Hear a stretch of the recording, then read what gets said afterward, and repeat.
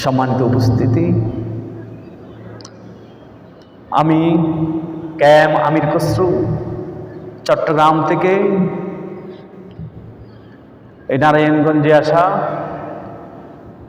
বক্তৃতা উপস্থাপনা ও আলোচনা শেখার জন্য এসে আমি আজ মুগ্ধ।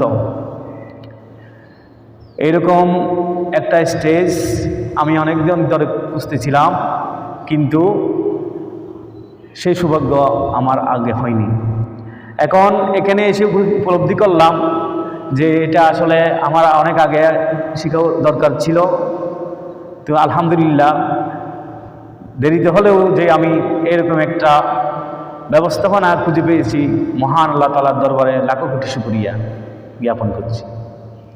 বিশেষ করে আমার উস্তাদ মুফতি শরীফুল ইসলামকে ধন্যবাদ জানাচ্ছি যে তিনি এরকম একটা কোর্স চালু রাখার জন্য। আল্লাহ তাআলার দরবারে তার জন্য দীর্ঘায়ু ও সুস্বাস্থ্য কামনা করে আমার বক্তব্য শেষ করছি। আসসালামু আলাইকুম।